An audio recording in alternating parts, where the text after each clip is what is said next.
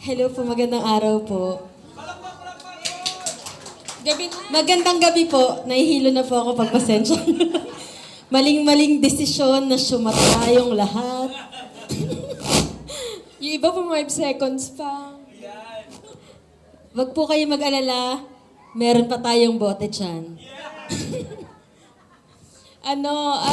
Ang message namin kila mama and daddy.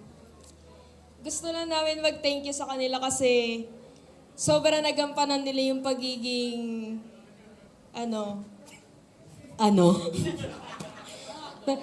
Hindi kami ready. Hindi, sobrang responsable nilang magulang tsaka sobrang mapagmahal. Kasi masasabi namin yun dahil, number 1, Masasabi namin yun dahil lagi nila kaming hinahatid sundo at kahit nasa 20 plus na po kami, talagang parang hinire po namin silang driver, tsaka tagapaghatid sundo sa school, sa trabaho, kahit saan.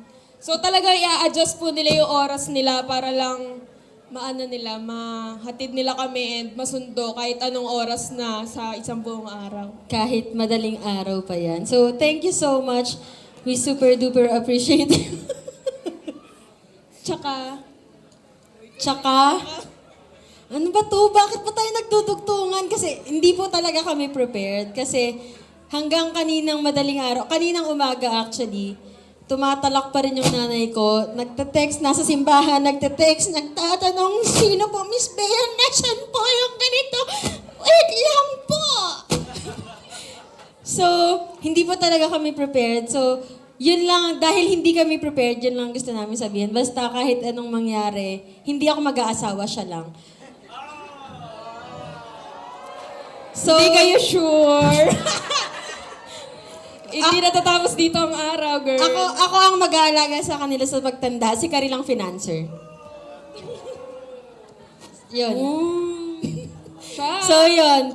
Basta kahit anong mangyari, lagi lang kami nandito. Katulad nga na lagi niyong sinasabi-sabi na iwan namin kayo pagtanda niyo, hindi mangyayari yan. So, we love you. We And love you Happy anniversary. so much. And shot. Tagay. Tatagay Kampay. Ay. Pwede ba nating picturean kayong apat together? Yes. Okay? Kasi, ayan, bukod po sa picture na ito, we will have a big revelation tonight.